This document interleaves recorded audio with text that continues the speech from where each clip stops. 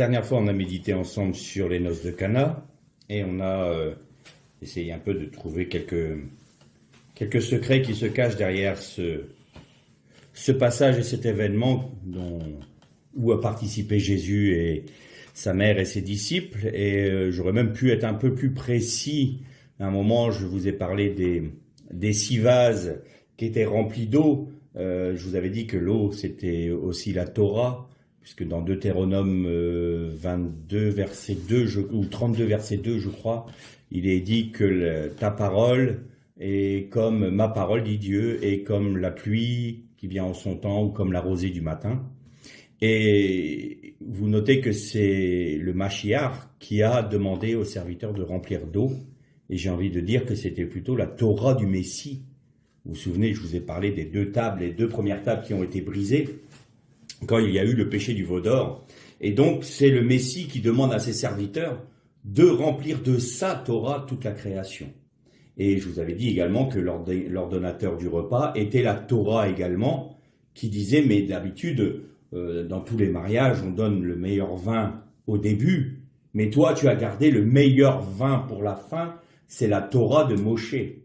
La Torah de Moshe qui devait trouver un accomplissement meilleur encore en Jésus-Christ. Et on s'était dit que tous les personnages étaient rassemblés, sauf un. Et ce personnage, c'était l'épouse. Et donc, je voudrais qu'on médite, on va voir si on peut le faire tout en un coup aujourd'hui ou pas, on fera en 2 fois s'il faut. Mais j'aimerais qu'on essaye de déterminer ensemble, pas de manière exhaustive, mais de tirer quelques petits renseignements sur qui est l'épouse et où se trouve-t-elle, puisqu'elle n'est pas aux noces. Elle n'était pas aux noces, elle est en préparation, elle se prépare. Donc, qui est-elle et où est-elle? Et pour ce faire, on va notamment se pencher sur le chapitre 2 et 3 de l'Apocalypse qui nous parle des 7 lettres aux 7 églises d'Asie mineure. Donc on va partir sur cela et on va l'étudier au fur et à mesure de la lecture. Mais avant toute chose, en introduction, j'ai envie de dire que l'épouse d'ores et déjà a un nom. C'est très simple. Avec qui Dieu a-t-il fait une alliance? Une alliance selon les modalités de l'époque du judaïsme, il y a un contrat qui est fait entre les époux. Donc l'épouse s'engage à n'avoir qu'un seul époux, à lui rester fidèle, à honorer son nom. L'époux, lui, s'engage à aimer une seule femme, à prendre soin d'elle, à lui apporter tout ce dont elle a besoin, à la chérir. Et il y a un contrat, une alliance qui se fait. Avec quel peuple? Quel peuple dans toute la terre qui a eu une alliance avec l'Éternel? C'est Israël. Alors, de penser que l'Église, telle qu'on la conçoit, je ne dis pas que l'Église n'est pas l'épouse, mais je parle de l'Église telle qu'on peut la concevoir après avoir eu 2000 ans d'histoire et avoir été séparée de sa racine qu'est Israël à cause des pères apologètes de l'Église. Il faut comprendre que dans l'inconscient chrétienne, l'Église remplace Israël. Or, si vous prenez le poids numérique du mot épouse en hébreu qui est kala, kala en hébreu veut dire épouse, vous avez le poids numérique, c'est 10. Alors je fais juste une aparté là parce qu'on m'a fait une remarque notamment sur la chaîne. La guématria n'est pas de la numérologie. La numérologie sert à étudier votre nom pour savoir quelle est votre personnalité, quel est votre avenir, en fait, tout est rapporté à soi. En fait, c'est un détournement de la guématria biblique. Qu'est-ce que la guématria? C'est le poids numérique d'un mot ou d'une lettre qui est en relation avec un autre mot ou un autre passage de la Torah. Ça nous permet d'avoir des liens et des connexions, et pas pour prédire l'avenir ou pour savoir si je suis tel caractère et tout ça. La guématria sert à sonder qui est Dieu, la numérologie sert à s'auto-suffire et à s'auto-satisfaire. Donc je réfute, je réfute le terme de numérologie et je parle de gematria. La numérologie est un dérivé, dérivé païen de la gematria. La gematria est un système d'exégèse qui a été donné par Moïse aux Hébreux. Or, évidemment, comme la Kabbale, tout ça a été détourné par les païens, par l'ennemi, pour en faire quelque chose d'occulte.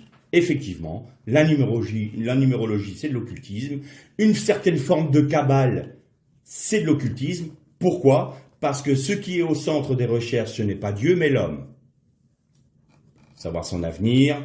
Voilà. Donc, à partir du moment où vous faites de la numérologie pour savoir qui vous êtes, comment vous êtes, si vous êtes le plus beau, si vous êtes comme ci, si vous êtes compatible avec tel autre et tout ça, ça, c'est de l'occultisme.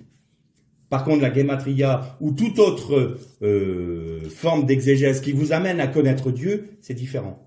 L'ennemi voudra toujours vous détourner de Dieu, et ce qui est vrai, voudra vous amener vers Dieu. Donc voilà, j'ai fait cette parenthèse, j'espère que maintenant c'est clair et qu'on ne va pas me rabattre les oreilles avec cette numérologie. Bien, ça c'est clair. Donc Kala, poids numérique 10. Si vous prenez Israël en allant sur le Mispar Katan, c'est-à-dire en réduisant au plus petit nombre, vous trouvez 10 aussi.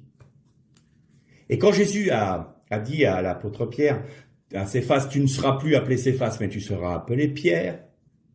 Et sur cette pierre, Even, donc c'est le Père et le Fils, sur cette pierre, je bâtirai non pas mon église, comme ça a été traduit par Louis II, mais ma maison de prière, Beit Tefiliati.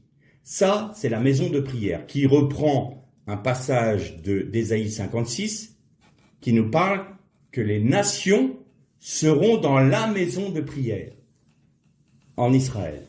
Eh bien, si vous prenez maison de prière seule, vous trouvez 9. Donc, si l'Église, comme on la conçoit, est séparée d'Israël, elle ne correspond, son poids numérique ne correspond pas à épouse. Israël seul correspond à épouse. Mais si vous faites Israël plus maison de prière, là vous retrouvez l'épouse. Donc j'ai envie de dire que la véritable épouse, c'est Israël,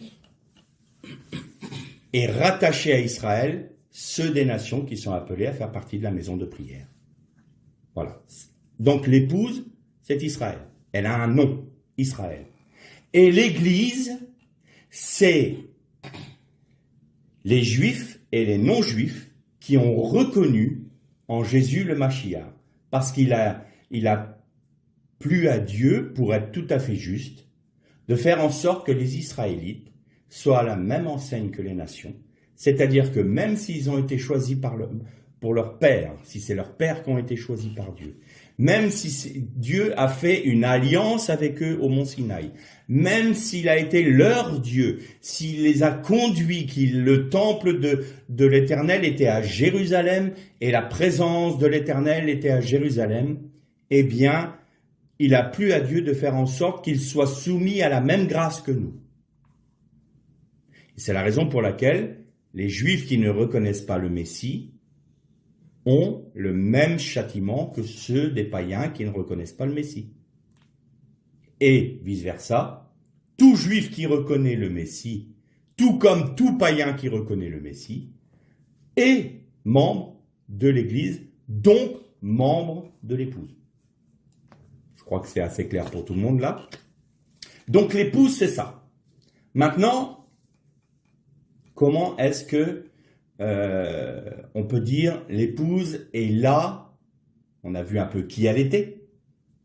Maintenant, où se trouve-t-elle? Dans beaucoup d'enseignements évangéliques, et même plus largement, je pense que ça touche aussi le catholicisme, l'orthodoxie et toutes les branches du protestantisme, on dit que l'Église dans son ensemble, c'est l'épouse. Donc, on part du principe que tous vont avoir part aux noces de l'agneau. À partir du moment où vous êtes dans l'Église, vous avez part aux noces de l'agneau. Et je crois qu'il faut approfondir un peu la question, parce que tout en méditant la parole de Dieu, il ne me semble pas que ce soit ce qui est dit dans la parole de Dieu. Parce que je vois les 5 vierges sages qui, elles, ont eu suffisamment d'huile pour rentrer aux noces de l'agneau, et les 5 vierges folles, qui étaient vierges, qui n'avaient pas assez d'huile, et qui, elles, n'ont pas pu rentrer aux noces de l'agneau. Alors évidemment, comme nous avons un esprit très cartésien, et que nous n'avons pas cette mentalité orientale qui nous permet de mettre des nuances là où Dieu en met, eh bien on est parti du principe que les vierges folles étaient automatiquement les apostats qui a été déchus.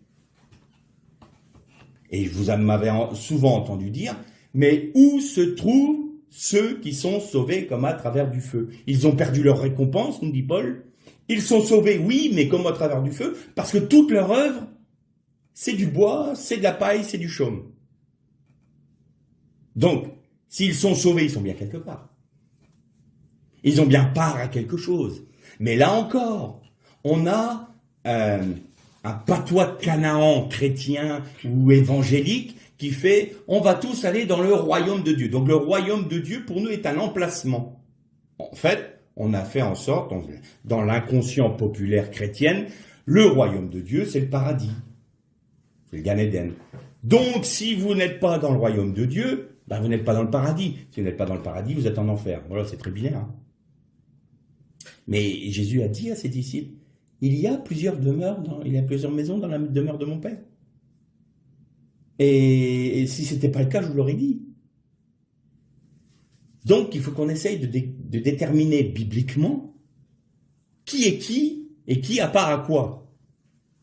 Et ça, tout ça nous est révélé dans ces fameuses lettres aux 7 églises d'Asie mineure. Alors évidemment, là encore, je me souviens d'une conversation entre 2 frères. Il y en avait un qui abordait donc les lettres aux 7 églises en disant « ça, c'est l'histoire de l'église, Éphèse c'est le début, et puis Laodicée c'est l'église de la fin. Donc on a toute l'histoire de l'église qui est contée là à travers le récit des 7 églises d'Asie mineure. » Et l'autre disait non, parce qu'on retrouve les traits de toutes les églises dans les différents temps. Il y a ceux qui sont fidèles, ceux qui sont apostats, ceux qui sont comme Philadelphie, ceux qui sont comme Smyrne, et on en retrouve toujours. Donc moi je dis non, c'est pas ça la bonne interprétation. La bonne interprétation, c'est que les 7 églises se retrouvent à tous les temps de l'histoire de l'église. Évidemment, on est toujours cartésien. Donc ils étaient là. Non, toi, ton enseignement est mauvais, moi, le mien, il est bon. Mais non, alors on argumente. J'ai envie de dire, vous aviez tous les 2 raison, mes frères.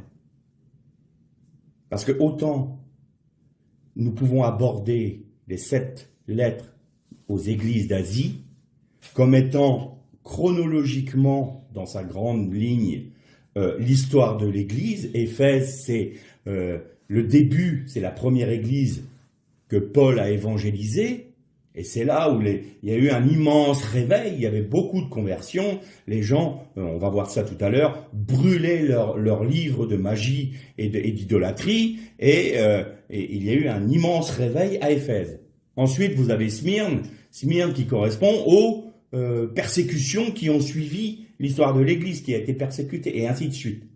Mais en même temps, dans toute l'histoire de l'Église et dans des assemblées locales, vous pouvez trouver les caractéristiques des 7 églises, en tout temps. Et ça, c'est l'aspect oriental, c'est-à-dire, comme je vous le disais, la vérité étant un diamant, un apporte une facette, l'autre apporte une autre facette, et c'est l'ensemble du diamant qui est la vérité, pas ma facette que je vais apporter. Alors aujourd'hui, moi, je vais vous apporter une facette. Mais il peut y avoir des compléments qui seront apportés par d'autres frères, parce que nous sommes tous complémentaires, et non pas nous battre les uns contre les autres. Donc plutôt que de nous diviser sur des questions doctrinales, entre guillemets, comme ces 2 frères, non, parce que c'est l'histoire de l'Église, c'est la chronologie de l'histoire de l'Église, non, on retrouve ces aspects-là, mais mettez-vous ensemble, regardez, en fait, toute la vérité, vous la détenez. Donc rentrons plutôt dans cet aspect-là, que de se dire, ah là, et non, il n'a pas fait la bonne interprétation, lui, il ne faut pas l'écouter. Ah bah lui, non plus. La bonne interprétation, bah évidemment, la bonne interprétation, c'est celle que moi je donne. Évidemment. J'ai raison. Donc, Aujourd'hui, je vais vous apporter un aspect. Et vous allez entendre un autre message d'un autre frère ou d'autres frères qui vont vous apporter d'autres aspects. Et à ce moment-là, vous commencerez à faire le tour un peu de la vérité. Christ seul est la vérité. Nous pouvons, en tant que serviteurs de Dieu, que apporter un aspect de la vérité qui doit être complété avec nos autres. Parce que la plénitude de Christ remplit les uns et les autres. Et quand nous sommes tous unis les uns les autres, c'est tout Christ qui est révélé. C'est pas un seul homme qui détient la vérité, encore heureux. J'aimerais pas détenir la vérité tout seul. Ça me ferait peur. Parce que je pourrais m'enorgueillir et dire, écoutez-moi, c'est moi qui ai raison, j'ai toute la vérité. Non, j'ai une part de la vérité. Et d'autres frères ont d'autres parts de vérité. Et il faut que l'on reste dans l'union, dans la communion et dans l'amour fraternel qui nous permettra de partager ce que nous avons reçu de la part du Seigneur, de manière à connaître qui il est, dans la communion fraternelle. Je te prie, Dieu, pour qu'il soit un, comme nous sommes un. Le gros problème des dénominations, vient de ça, c'est qu'on a pris une vérité comme étant la vérité. L'autre a pris un aspect de la vérité comme étant la vérité, et on se fait la guerre. Alors que tous ont une part de la vérité. Rien ne doit nous désunir, si ce n'est le rejet de l'idolâtrie. Ça, c'est un autre problème. Mais, à partir du moment où nous sommes rentrés dans un aspect de la vérité, nous n'avons aucun droit de nous diviser au nom de cette vérité que nous avons découverte, ou de cette part de vérité que nous avons découverte. Or, c'est ce que nous faisons. Et nous sommes responsables devant Dieu de cela. Et nous devrons rendre compte devant Dieu de cela. Bien. Suite à cette introduction, on va commencer donc à lire le chapitre 2 au verset 1 du livre de l'Apocalypse, et on va parler de l'église d'Éphèse. À l'ange de l'église d'Éphèse, écrit, « Voici ce que dit celui qui tient les 7 étoiles dans sa main droite, celui qui marche au milieu des 7 chandeliers. Je connais tes œuvres, ton travail et ta persévérance. Je sais bien que tu ne peux pas supporter les méchants. Tu as mis à l'épreuve ceux qui se disent apôtres et ne le sont pas. Et tu les as trouvés menteurs. Tu as de la persévérance, tu as souffert à cause de mon don, et tu ne t'es pas lassé. Mais j'ai contre toi. Tu as abandonné ton premier amour. Souviens-toi donc d'où tu es tombé. Change radicalement et reviens à tes premières œuvres. Sinon, si tu ne changes pas radicalement, je viendrai à toi et j'enlèverai le chandelier de sa place. Cependant, tu as ceci pour toi. Tu détestes les œuvres des Nicolaïtes, œuvres que moi-même je déteste. Celui qui a des oreilles entende ce que l'Esprit dit aux églises, aux vainqueurs, je donnerai à manger de l'arbre de la vie qui est dans le Gan Eden, paradis de Dieu. Alors, je vous ai toujours dit qu'il était toujours important de remettre dans le contexte historique et géographique de l'époque, donc historique et géographique, des textes que nous lisons. C'est extrêmement important parce que vous allez voir que dans les 7 lettres, il y a des particularités qui sont données à chaque église qui correspondent à leur histoire et à leur position géographique. Et ce qui permettait aux frères et sœurs de ces églises d'être percutés dans ce qui était dit. Mais aujourd'hui, nous pouvons, nous, tirer un enseignement de cela. Mais si nous ne connaissons pas l'histoire, si nous survolons, si nous prenons ça juste comme ça, sans essayer de creuser un peu plus loin et de découvrir certains secrets, eh bien, il y a beaucoup d'aspects qui nous manquent. Alors, Éphèse, comment agissait Paul déjà pour agir? Parce qu'il faut savoir que l'Asie mineure, c'était le champ missionnaire de l'apôtre Paul. Quand il a été amené à Rome et il est mort à Rome, l'apôtre qui a pris autorité sur les églises d'Asie, ça a été l'apôtre Jean, jusqu'à sa mort. D'ailleurs, il y a une basilique, les ruines d'une basilique qui est à Éphèse, sur le lieu historique d'Éphèse, et dans la nef de cette basilique qui avait été construite, vous avez le tombeau de Jean. Vous avez une pierre tombale, l'apôtre Jean, sigille l'apôtre Jean. Donc, on pense vraiment que Jean est mort à Éphèse et qu'il a été inhumé à Éphèse. Donc, Paul agissait toujours de la même manière. Et sur ce point-là, il respectait, j'ai envie de dire, à la lettre, le commandement que le Seigneur avait donné aux disciples. C'était « Allez, annoncer ma parole d'abord à Jérusalem, puis dans toute la Judée, et après dans le monde entier. » Eh bien, Paul faisait une chose très simple. Il rentrait dans une ville, dans un champ missionnaire, et il allait dans la synagogue de la ville. Pourquoi ? Pour une raison très simple. C'est que, à partir du moment où les Juifs étaient eux-mêmes au courant de la Torah, puisqu'ils étudiaient la Torah toutes les semaines, et ils passaient leur temps à étudier la Torah, eh bien, il était aisé pour Paul d'arriver là-bas et d'annoncer l'accomplissement de la Torah en Jésus-Christ.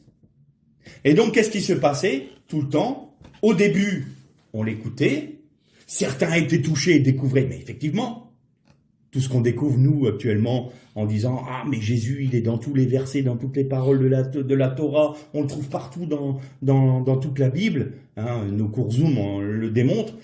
Et ben, eux, à combien plus forte raison. Mais effectivement, mais tout s'explique. Et donc, ils suivaient Paul. Et donc, ils devenaient des Notzrim, des Nazaréens. Sauf que certains Juifs récalcitrants, eh bien, n'acceptaient pas le message de Paul. Ça n'a pas manqué à Éphèse. Et au bout d'un moment, ils mettaient Manu Militari, Paul, hors de la synagogue, et tous ceux qui avaient cru avec lui. Et donc, qu'est-ce qu'il faisait Paul ? Eh bien, à Éphèse, il allait à la bibliothèque de Celsius. Vous avez encore aujourd'hui les ruines de cette bibliothèque qui était un monument. C'était, je crois, de la deuxième bibliothèque après celle d'Alexandrie. Donc, vous avez encore les grandes colonnades là, et vous avez les marches de la bibliothèque. Et quand vous regardez les ruines, sur une des marches, vous avez une menorah qui est gravée, qui montre l'importance de la communauté juive qui était à Éphèse. Et donc, Paul annonçait avec les Juifs qui avaient cru en Jésus le message de l'Évangile. Et les païens qui écoutaient ça disaient « c'est quoi votre Dieu ?» Et là, il expliquait la Torah. Et Paul est resté 6 ans à Éphèse. Et il y a eu un très grand réveil à Éphèse, on pourrait dire. Et donc, à tel point, que ceux qui pratiquaient la magie et le culte d'Artémis, puisqu'il y avait un très grand temple d'Artémis à Éphèse, eh bien, ils venaient, ils apportaient leurs livres, leurs rouleaux de magie et d'occultisme, et ils les brûlaient. Et on a fait à peu près le calcul grosso modo, il y avait pour plus de 3 millions d'euros qui sont partis en fumée. Et puis, il y avait un certain Démétrius. Alors Démétrius, vous lisez dans le texte, Démétrius, lui, il était un artisan qui faisait des statues d'Artémis et qui faisait des répliques du temple d'Artémis. Mais ses affaires ont commencé sérieusement à péricliter, ainsi que tous ses collègues. Il était responsable, il était le chef de tous les commerçants du coin. Et eux, ils ont commencé à voir leur commerce s'effondrer, puisque tout le monde rejetait les idoles, rejetait Artémis. Et alors, qu'est-ce qu'il a fait ? Il a fomenté, et on lit ça dans le livre des Actes, il a fomenté une révolte des commerçants et du peuple dans le fameux cirque d'Éphèse. Et donc, pendant 2 heures, ils ont clamé « Grande est l'Artémis d'Éphèse, grande est l'Artémis d'Éphèse, grande est... » à tel point que le gouverneur d'Éphèse est allé les voir en disant « Mais attends, qu'est-ce qui se passe ici ? Parce que là, vous êtes en train de faire une révolte. Si vous faites une révolte et que le gouverneur de la province l'apprend, vous allez avoir affaire aux armées romaines. Donc, maintenant, je vous demande de vous taire. Si vous avez du grief contre Paul, vous le traînez devant les tribunaux et vous arrangez ça au niveau des tribunaux. Mais pas de troubles à la Pax Romana. Ça nous ramène un peu aux événements qu'on a en France aujourd'hui. Faut remettre la paix dans le pays. Taisez-vous, faut aller devant les tribunaux. Oui, encore faut-il que les tribunaux soient dignes de ce nom. Enfin bon, bref, ça c'est un autre sujet. Et donc, Paul, à un moment, a voulu aller dans le cirque devant toute la foule pour leur expliquer. Et ses compagnons ont dit, ah non, non, non, tu fais pas ça, tu vas te faire lyncher. Et donc Paul a quitté Éphèse à ce moment-là. Donc ça a été le grand moment de l'essor du christianisme, du notrisme, j'ai envie, si je puis employer ce néologisme-là, dans l'Asie mineure. Et il y a quelque chose d'assez frappant. Je vous ai déjà parlé de Babylone, de Babel, faire des briques, vous vous souvenez de ça? Et il y a une basilique particulière, on l'appelle la basilique rouge à Éphèse, elle est faite totalement de briques rouges. Et avant d'être une basilique, c'était un temple à 2 dieux égyptiens. Il y avait donc, c'était un temple à Isis et à Sérapis. Alors pourquoi Sérapis? Sérapis, en fait, c'est le dieu Apis, c'est-à-dire c'est le veau d'or. Et pourquoi Sérapis? Pour une simple raison. Parce que dans le texte égyptien, c'est marqué Oser Apis. Et Oser, c'est Osiris. Osiris Apis, nous t'adorons, et Isis, son épouse. Mais en grec, le O, c'est un article. Donc, ils ont conclu que c'était le Sérapis. Et non pas Oser Apis. Donc, chez les Grecs, le Apis est devenu Sérapis. Et donc, ils l'ont intégré, parce que ça, c'était typique chez les Grecs. Ils prenaient du panthéon des autres peuples et ils l'ajoutaient au leur. Donc, il y a un syncrétisme total. Donc, vous aviez le veau d'or, à Isis, Osiris, tout ça mélangé avec Artémis, qui n'est autre que la déesse des Romains, Diane. Enfin, voilà, alors, un petit pote là, ça a un petit pot pourri. Voilà, et on adorait tout ça. Et à ce moment-là, eh bien, le christianisme, enfin du moins l'évangile de Paul a porté un tel fruit dans la ville d'Éphèse que ce temple-là à Osiris et à Sérapis, à Apis, j'ai envie de dire, est tombé en désuétude et ils en ont fait une basilique où les frères se réunissaient parce que c'était un lieu qui était assez grand pour pouvoir recevoir tous ceux qui avaient cru en Jésus. Parce qu'ils n'étaient pas acceptés à la synagogue. Donc, on voit déjà là, on va remettre, comme je le fais là, remettre dans le contexte historique et dans le contexte géographique les 7 églises. Mais je vais faire une autre chose aussi.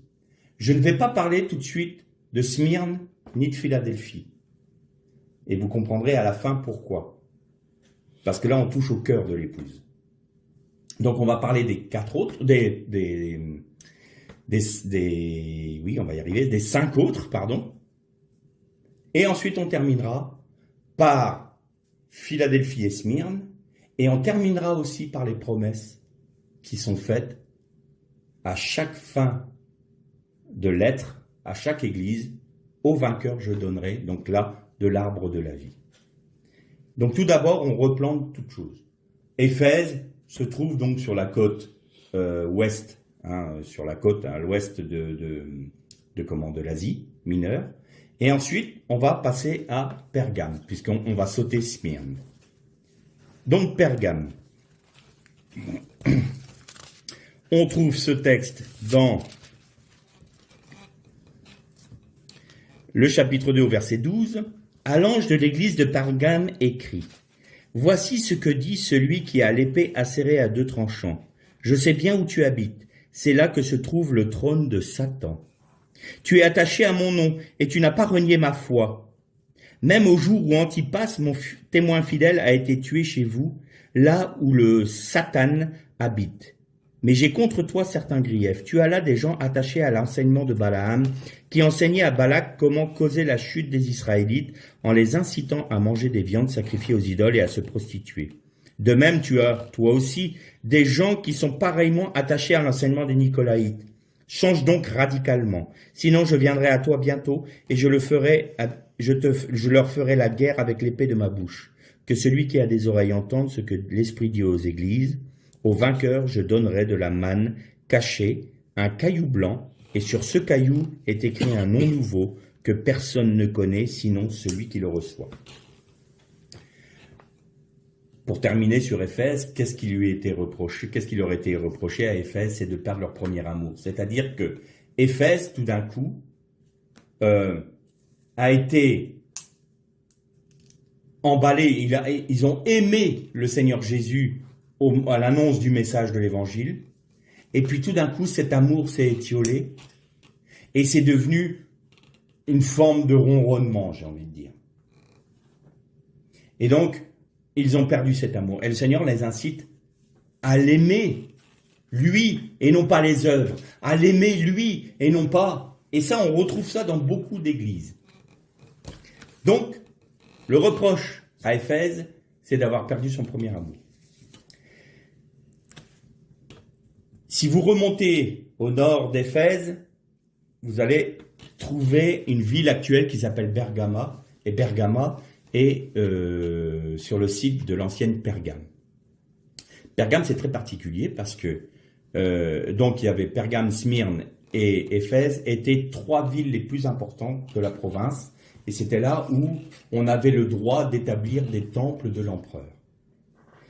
Des villes qui n'avaient pas cette envergure-là, je crois que c'est Thyatire qui avait fait la demande d'avoir un temple de l'empereur, et ça lui a été refusé parce que ce n'était pas une ville suffisamment importante et suffisamment riche pour pouvoir accueillir le temple de l'empereur. Bien. Pergame se battait souvent, la bagarre se faisait pour être la première des villes entre Éphèse et Pergame. Mais Pergame, son histoire est assez intéressante.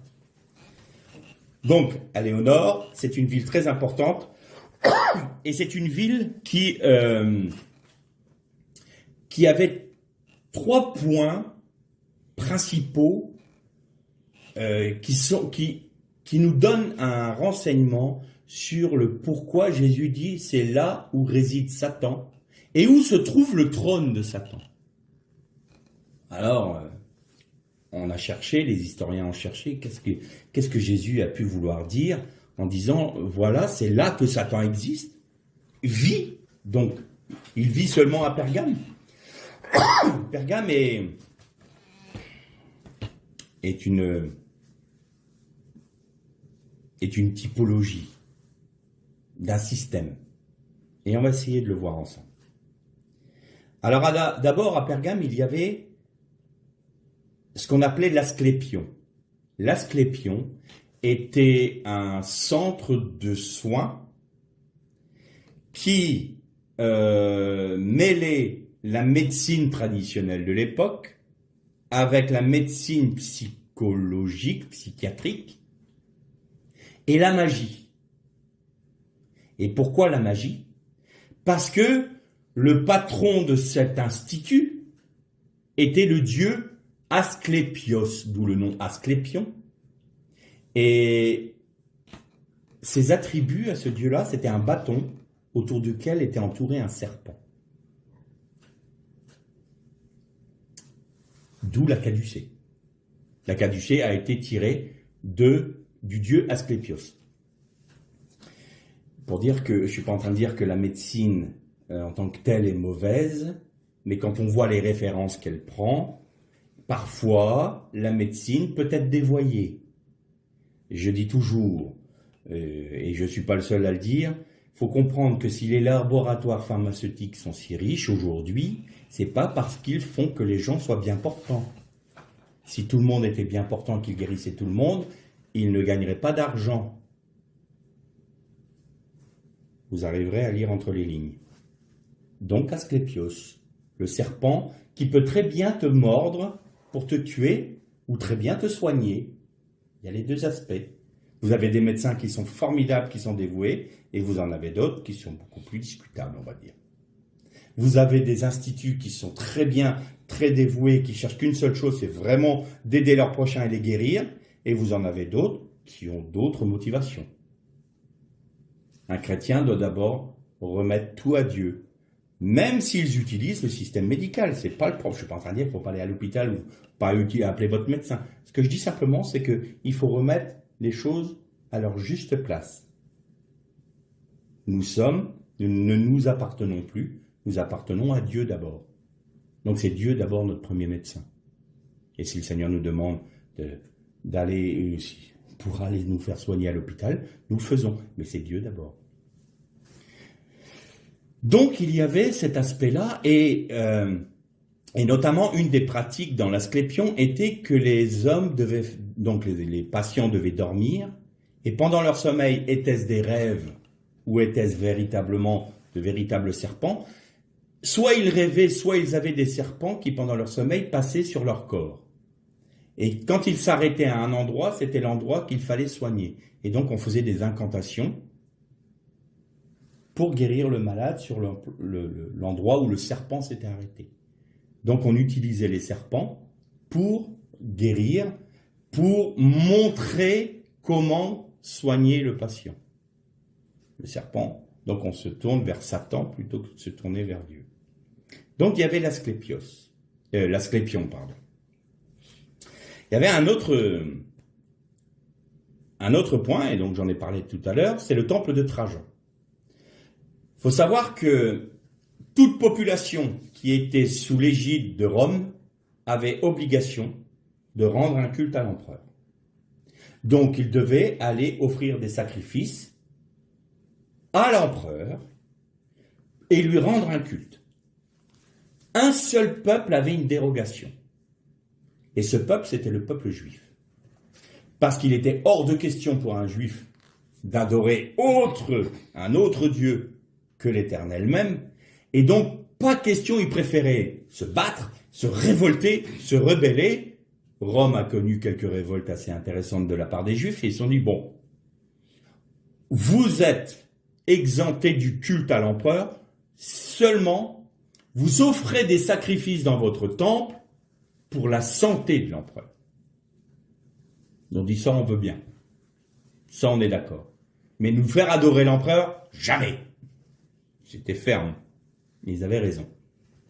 Et vous allez voir que c'est très important dans la suite de notre méditation, et ça va nous permettre de voir qui est cette fameuse synagogue de Satan, et ceux qui se disent juifs et qui ne le sont pas, qui a été utilisée par les chrétiens pour justifier la persécution des juifs, et qui est utilisée aujourd'hui par une certaine frange africaine pour dire que ceux qui sont en Israël aujourd'hui sont des usurpateurs et que les véritables juifs, c'est les noirs africains et qu'à partir de là, donc la persécution chrétienne qui a amené à la Shoah, aujourd'hui, certains peuples africains la reprennent et voudraient mettre hors d'Israël ceux qui ont laissé 6 millions de morts à la Shoah.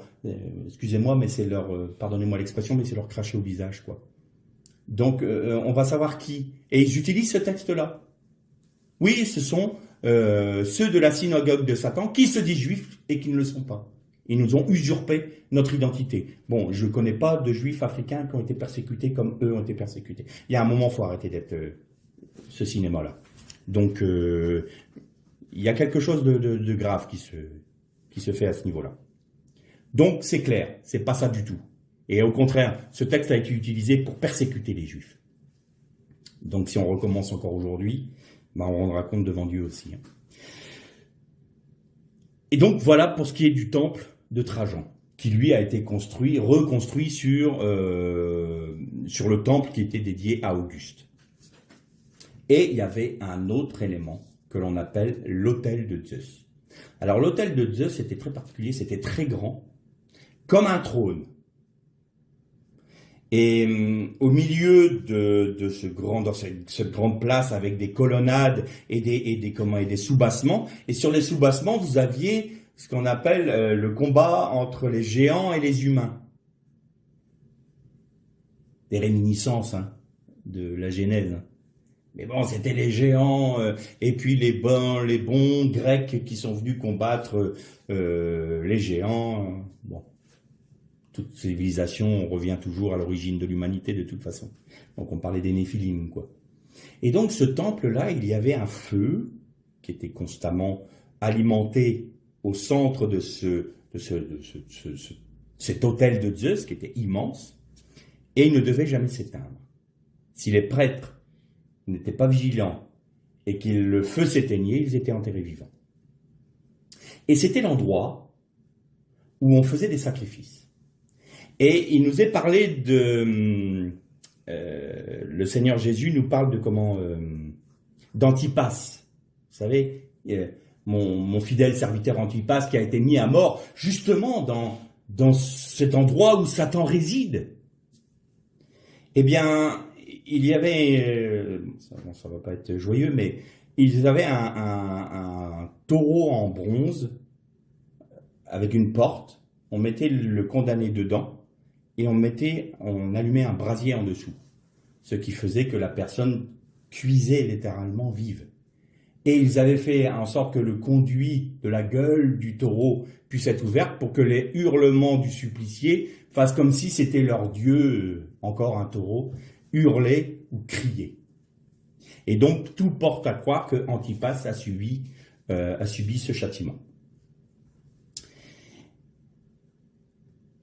En 1879, un certain Karl Humann, allemand, a fait des fouilles à Pergame et il a vu que des gens prenaient des pierres calcaires et les réduisaient en poudre pour faire de la chaux. Et puis, quand il a regardé les pierres, il a vu qu'il y avait des fresques dessus. Et il a dit, mais où est-ce que vous prenez vos pierres pour faire la chaux? Il dit, c'est un grand mur qui est là-bas. Puis il leur a montré, c'était à moitié enterré. Et puis il a découvert il commençait à découvrir un des fameuses fresques de ce temple de Zeus. Et donc il a demandé aux autorités ottomanes de l'époque s'il avait l'autorisation de faire des fouilles et de ramener à Berlin, en Allemagne, le fruit des fouilles. Autorisation qui lui a été donnée. Et donc il a commencé à excaver le fameux hôtel de Zeus. Et il a tout ramené à Berlin. En 1930, ouverture du musée de Pergame à Berlin et du fameux trône de Zeus. 3 ans plus tard, arrivé au pouvoir un certain Adolf Hitler. Avec l'idéologie mystique qui était avec le nazisme, et notamment tout cet aspect de Pourim, je vous ai déjà parlé, du secret dans le livre d'Esther, qui nous rappelle que c'était le nouvel Aman, les nouveaux Amalécites du XXe siècle, qui étaient les nazis. Je ne crois pas qu'il y ait de hasard à ça.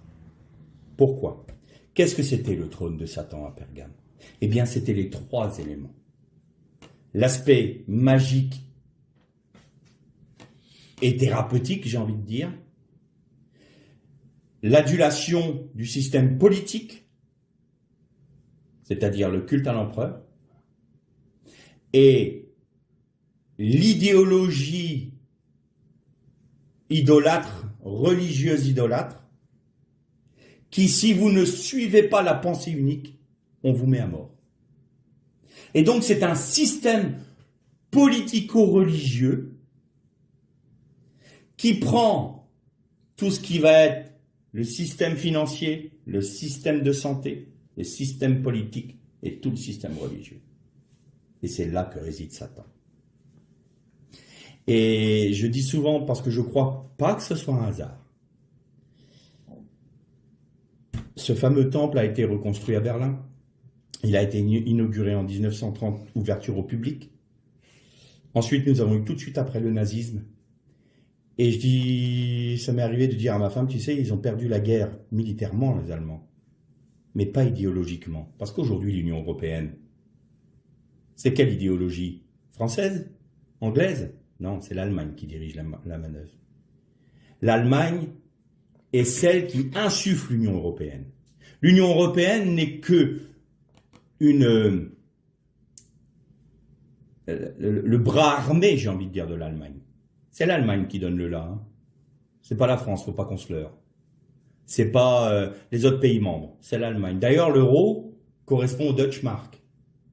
Toutes les autres monnaies ont dû s'adapter, mais les Allemands, c'était la parité. Hein. Vous voyez que c'est l'Allemagne. Et c'est pas un hasard que la Shoah se soit faite avec l'Allemagne. Je ne parle pas du peuple allemand dans son ensemble. Bien sûr, on a des frères en Allemagne, il n'y a pas de problème. Mais regardons bien les idéologies, regardez bien ce qui s'est passé.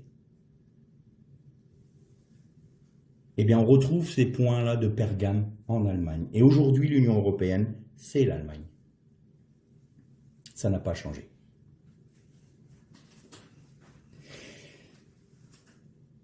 Donc, on sait maintenant où était le trône de Satan et ce qu'était le trône de Satan. Et là où il réside. Alors aujourd'hui, il est où? Eh bien, il est dans tous les systèmes politiques, financiers, religieux qui sont en lutte contre Dieu. Et c'est Babylone, la grande, qui est en train de se construire. Et je vous ai dit que Apis, Sérapis, le fameux taureau, le fameux veau, là, le veau qui était sur le temple, sur l'autel de Zeus, dans lequel on sacrifiait des êtres humains. Qu'est-ce qu'il y a devant le Parlement européen? Ah oui, Europe qui chevauche quoi? Un taureau, la bête. Mais après on me dira que tout ça c'est du hasard, c'est pure coïncidence, quoi. Je crois pas qu'il y ait de coïncidence. Et même ceux qui aujourd'hui luttent contre Dieu savent très bien ce qu'ils font. Et savent très bien où ils veulent mener l'humanité. Très bien. Et nous sommes dans ces milieux-là, comme nos frères de l'époque étaient dans ces milieux-là, dans ces environnements-là. Et pourtant, ils étaient fidèles. Et là, qu'est-ce qui est reproché à Pergame, à l'église de Pergame? Mais tu acceptes la doctrine des Nicolaïtes, on en a souvent parlé. C'est ceux qui aiment le compromis, le mélange. Oh, allez, on va pas être aussi radicaux. Un petit culte à l'empereur. Oh, allez, on peut se satisfaire du monde et ce qu'il nous offre. Hein. Asclépios, il y a des moments. Moi, j'ai été parfois sidéré de voir que certains chrétiens se disaient, notamment en Indonésie, vous aviez des missionnaires qui annonçaient l'évangile, et les personnes venaient tous les dimanches à l'église en se disant qu'ils étaient chrétiens, et puis quand ils étaient malades, ils allaient voir le sorcier d'à côté. Pourquoi? Parce qu'ils disaient, au moins là, on est guéri. Un peu d'Asclépios, un peu de culte à l'empereur. Allez, on fait notre petite religion, après tout. C'est un autel à Dieu, Zeus, Dieu. Dieu vient du mot grec Zeus. Hein. Fait un petit syncrétisme, un petit mélange. Et puis après tout, on est sous la grâce, on peut faire ce qu'on veut. On peut pécher comme on veut. De toute façon, on a la grâce, Seigneur Jésus nous a pardonné. Pas de problème. Ça, c'est la doctrine des Nicolaïtes. On va passer à une autre église et je pense qu'on terminera parce que là, le temps passe et il ne faudrait pas que j'en ai 2 heures de prédication parce que ça va être lourd autrement. Donc, on va passer... Philadelphie, on va pas la faire aujourd'hui. On va passer à Thyatire. À l'ange de l'église de Thyatire écrit, voici ce que dit le Fils de Dieu, celui qui a les yeux comme un feu flamboyant et dont les pieds ressemblent à du bronze. Je connais tes œuvres, ton amour, ta foi, ton service et ta persévérance.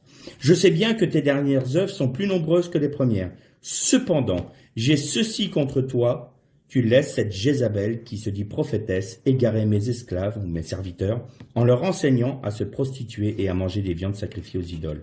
Je lui ai donné du temps pour qu'elle change radicalement, mais elle ne veut pas revenir de sa prostitution.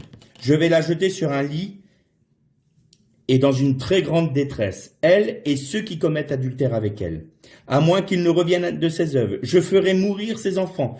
Toutes les églises sauront que c'est moi qui sonde les reins et les cœurs. Je vous rendrai à chacun de vous selon vos œuvres, mais à vous, à tous les autres de Thyatire qui n'ont pas cet enseignement et qui n'ont jamais connu les profondeurs de Satan, comme ils disent, je dis, je ne mets pas sur vous d'autres fardeaux, seulement ce que vous avez, restez-y attachés jusqu'à ce que je vienne. Au vainqueur, à celui qui garde mes œuvres jusqu'à la fin, je donnerai pouvoir sur les nations.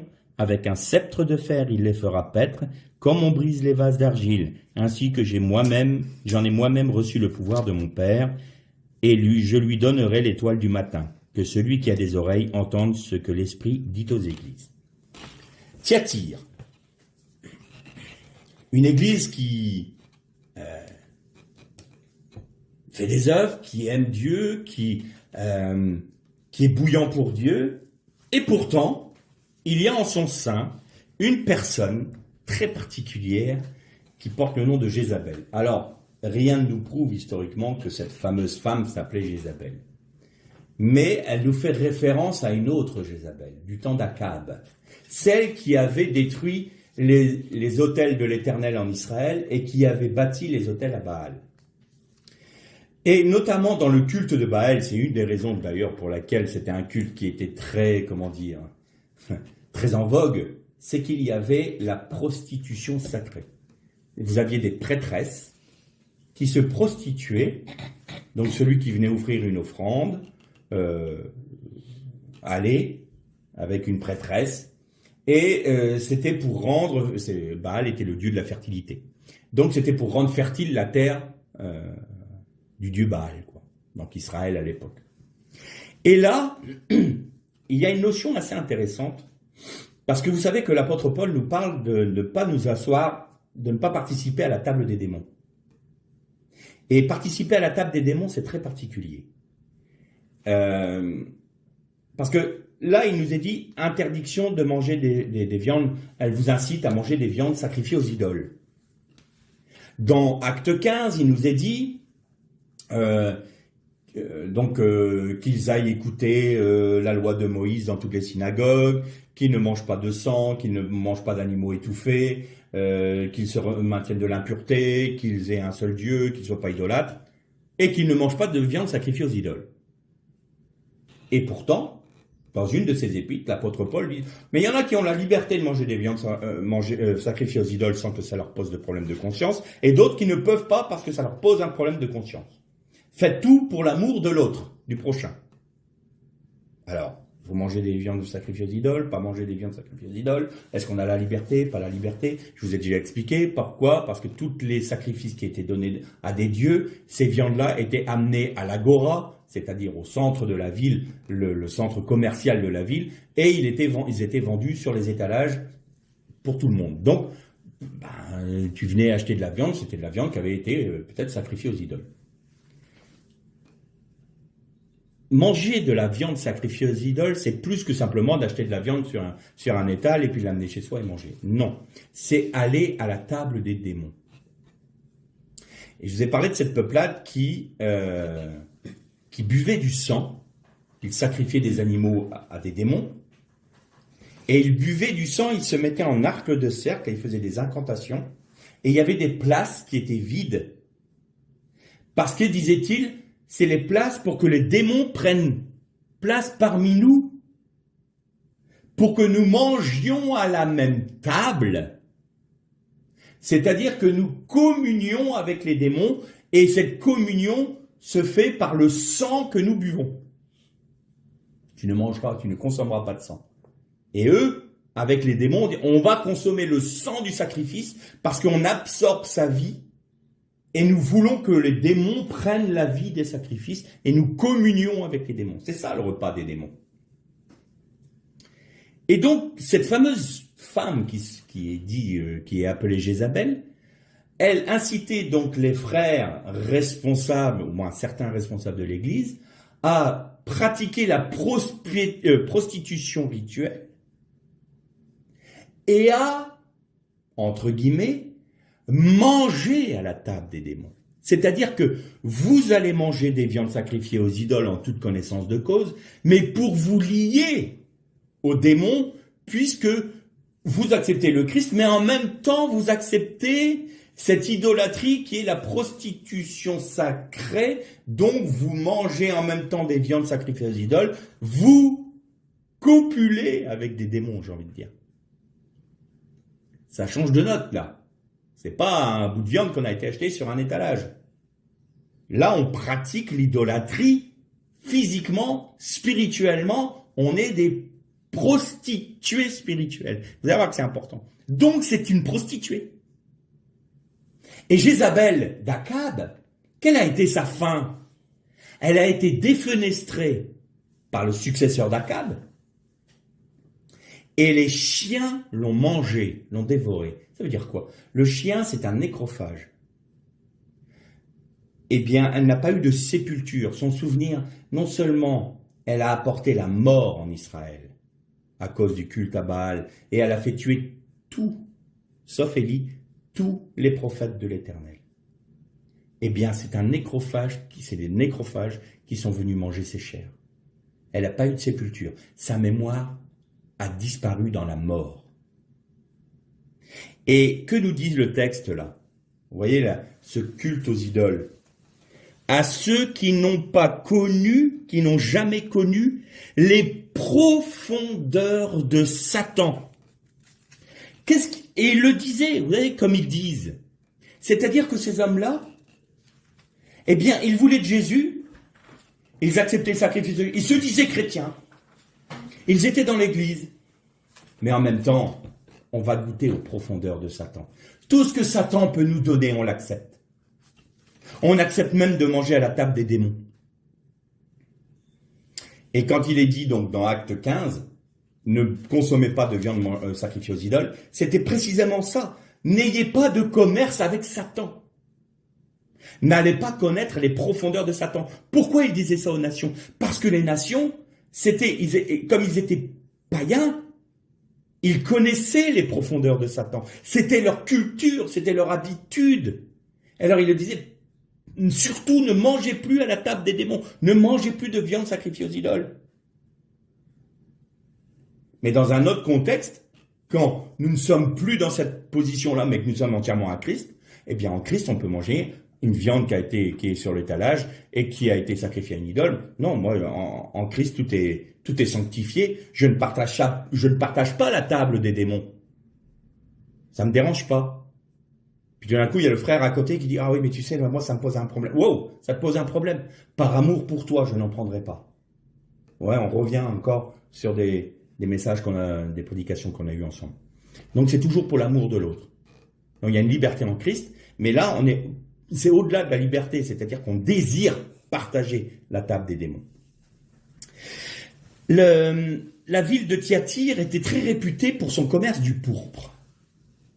Et quand Paul a été en Macédoine, il a rencontré un groupe de femmes prosélytes, c'est-à-dire qui n'étaient pas juives de naissance, mais qui étaient des guerres. On en a déjà parlé, des guerres à la porte, et il y avait parmi elles une fameuse Lydie qui était marchande de pourpre. Et Lydie était originaire de Thyatire. Et quand Paul a annoncé la parole, la Torah du Mashiach à Lydie, elle l'a reçue tout de suite et elle a proclamé dans la Macédoine, elle-même, l'évangile. Eh bien, ce qui est frappant avec Thyatire, c'est que là, vous avez d'une part l'épouse, dans l'image de Lydie, l'épouse qui est marchande de pourpre. C'est-à-dire qu'elle est marchande de la couleur de la royauté, du royaume. Et à côté de ça, vous avez cette prostituée Jézabel. Vous avez l'église pure, l'épouse pure, sans tache et fidèle, en l'image de Lydie, et vous avez la prostituée spirituelle et bien physiquement en Jézabel. Et là, vous avez les deux choses à Thyatire. Eh bien, alors évidemment, dans l'histoire de l'Église, depuis l'origine, la mort de Jésus jusqu'à maintenant, on peut retrouver ces différents aspects-là. Mais on peut retrouver ça aussi dans chaque assemblée locale, mais plus que ça. Le Seigneur nous pointe le doigt aussi personnellement. C'est pas que les églises qui sont touchées, qui sont interpellé. C'est chaque membre de chaque église qui est interpellé. C'est chaque cœur qui est disséqué. C'est comme si le Seigneur faisait un plan large sur l'histoire de l'église, puis tout d'un coup il vient sur votre pays, puis tout d'un coup il vient sur votre assemblée locale, et puis il vient sur vous, et puis maintenant il va grossir le champ jusqu'à arriver dans votre cœur. Qu'est-ce qu'il y a dans votre cœur? Aimez-vous la table des démons? Aimez-vous la doctrine de Balaam? Avez-vous perdu votre premier amour? Où en êtes-vous? Parce que si chaque cœur est entier pour Christ, la personne est entière pour Christ. Elle va inciter ses frères et sœurs à être entiers pour Christ.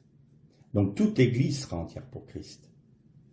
Et cette église-là peut aussi inciter d'autres églises de d'autres lieux de son pays à être entiers pour Christ. Mais à l'inverse, ceux qui laissent la gangrène prendre dans leur cœur va être une gangrène qui se voit sur leur personne, qui va inciter des frères plus faibles à imiter ces personnes-là et à être gangrénés eux-mêmes, qui va gangréner toute l'église locale, qui elle-même pourra gangréner d'autres assemblées. Vous voyez l'importance? Donc oui, c'est l'histoire de l'église dans son ensemble, mais c'est aussi, nous retrouvons les mêmes choses dans chaque église et dans chaque cœur et chez chacun. Donc, on va s'arrêter là pour aujourd'hui. La semaine prochaine, Dieu voulant, on poursuivra sur donc les autres églises et on terminera par Smyrne et Philadelphie et les promesses aux vainqueurs. Mais là, on commence un peu à discerner la nature de l'épouse. On commence à savoir que dans une église, il peut y avoir des hommes qui aiment, des frères qui aiment la doctrine de Balaam, qui sont pas entièrement pour Dieu, leur amour c'est un peu flétri. Et puis on commence à découvrir une chose importante. Dans chacune des églises, il y a des vainqueurs. Et là, vous me voyez venir. Mais on poursuit la prochaine fois. Lech le Shalom.